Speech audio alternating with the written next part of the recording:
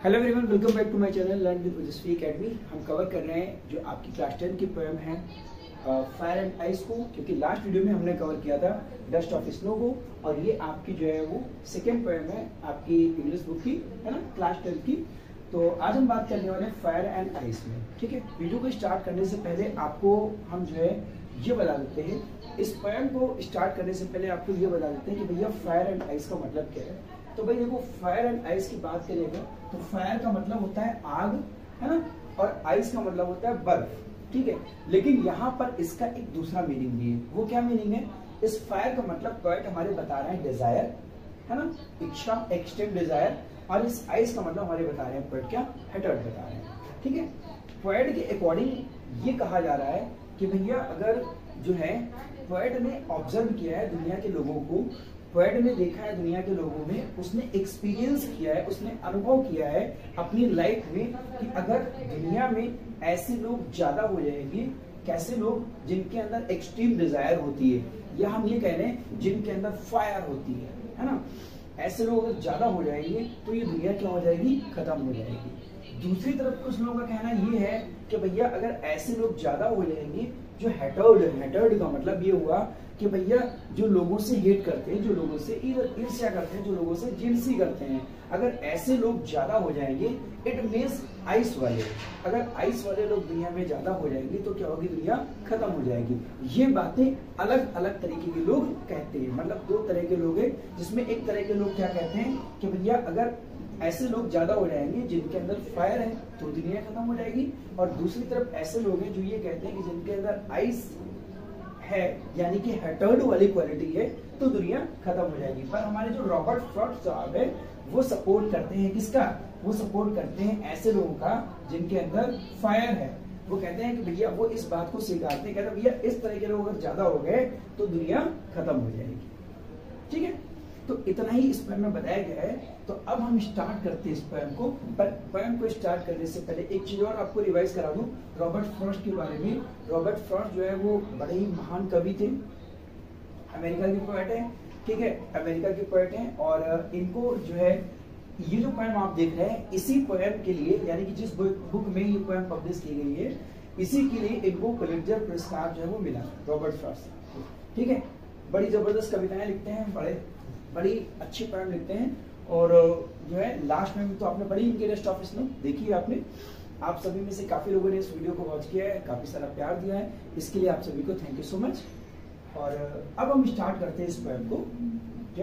Some say the world will end in fire, some say in ice. From what I have tasted of desire, I hold with those who favor fire. भैया देखो, poem में कुछ भी नहीं है, बस line by line आप ध्यान से देखते जाओ, आप लाइन बाय लाइन देखते जाइए, वर्ड बाय वर्ड देखिए, ऐसे ही आपको पोएम समझ में आ जाएगी। देखिए कितना आसान है पोएम।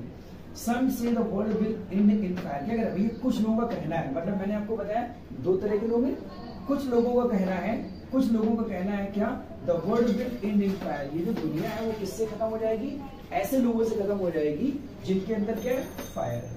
ठीक है, सम से इन आइस, और कुछ लोगों का कहना ये कि भैया ये दुनिया किससे खत्म हो जाएगी, आइस से खत्म हो जाएगी।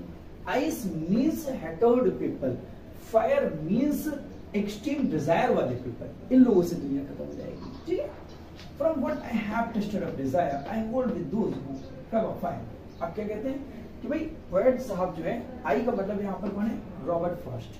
ठीक है, याद रखिएगा, ये सब क्वेश्चन पूछे जाते हैं। अगर आपसे पूछा जाए फायर का मीनिंग क्या है तो आप कहेंगे एक्सट्रीम डिजायर, आइस का मीनिंग पूछा जाए तो हेटर्ड हो जाएगा, और अगर आई पूछा जाए इसमें आई कौन है तो भैया आई हमारे रॉबर्ट फ्रॉस्ट साहब। तो रॉबर्ट फ्रॉस्ट साहब ने क्या किया, उन्होंने एक्सपीरियंस किया, टेस्टेड ऑफ डिजायर, उन्होंने डिजायर को एक्सपीरियंस किया, मतलब उन्होंने दुनिया में एक्सपीरियंस किया कि जो है I hold with those who favour fire. उन्होंने ये एक्सपीरियंस किया कि कुछ लोगों का कहना है दुनिया आग से खत्म हो जाएगी, ये हमारे रॉबर्ट फ्रॉस्ट ने एक्सपीरियंस किया। तो इसीलिए रॉबर्ट फ्रॉस्ट जो है वो कहते हैं I hold with those who favour fire, मैं उन लोगों के साथ में हूँ, मैं उन लोगों का समर्थन करता हूँ जो ये कहते हैं कि ये जो दुनिया है वो किससे खत्म हो जाएगी, आग से खत्म हो जाएगी। ठीक है, रॉबर्ट फ्रॉस्ट कहते हैं कि भैया मैं उन लोगों का समर्थन करता हूं, मैं उनके साथ में खड़ा हूं जो ये बात कहते हैं कि दुनिया आग से खत्म हो जाएगी। याद रखिएगा कि ये पोएम से रिलेटेड क्वेश्चन पेपर में पूछा जा सकता है कि कवि जो है, यानी कि पोएट जो है वो किसके साथ में खड़ा है ना, किसके समर्थन में है, तो भैया वो किसके सपोर्ट में, वो उन लोगों के सपोर्ट में है जो ये कहते हैं कि ये दुनिया आग से कनेक्ट है। क्लियर, आगे बढ़ते हैं। But if it had to perish twice, I think I know enough of it to say that for destruction ice is also great and would suffice. ठीक है, पहले समझ लेते हैं मीनिंग। सफाइस, सफाइस का मीनिंग यहाँ पे होता है सफिशिएंट। ठीक है, अब देखिए, बट इफ इट कौन है, दुनिया। इट कौन है यहाँ पर, दुनिया, याद रखिएगा। इट कौन है, दुनिया, वर्ड। और आई कौन है, वर्ड।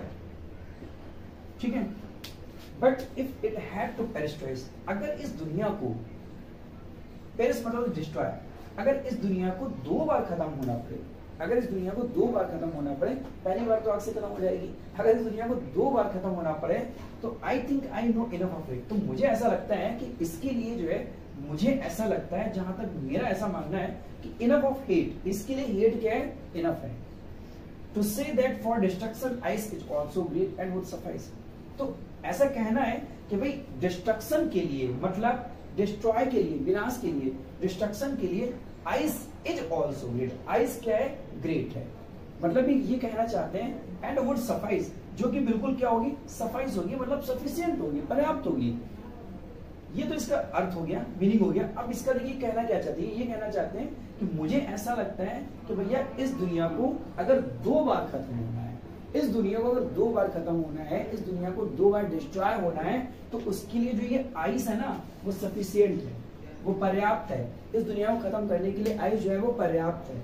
अब आइस का मतलब तो आप समझ ही रहे होंगे, आइस का मतलब क्या है, हेटर्ड पीपल। अगर हेटर्ड पीपल होंगे, अगर ऐसे लोग होंगे जिनके अंदर क्या होगा, जिनका कोल्ड बिहेवियर होता है, जैसे मान लीजिए आपने देखा होगा कि कुछ लोग ऐसे होते हैं जो बड़े कोल्ड होते हैं, बड़े कोल्ड होते हैं, सामने नहीं लगता है कि उनके अंदर बहुत गुस्सा है, देख के ऐसा नहीं लगता है कि जो है वो आपसे बहुत ज्यादा गुस्सा है, अंदर ही अंदर नाराज है, पर सामने से बिहेवियर तो उनका बड़ा कूल लगता है, पर वो होते बड़े अंदर से इस तरीके से कि पता नहीं आपके लिए कौन सा प्लान कर दे, पता नहीं आपके नुकसान के लिए वो कौन सी साजिश रच दे, है ना, कौन सी कहानी बना दे जिससे आपका नुकसान हो जाए, है ना।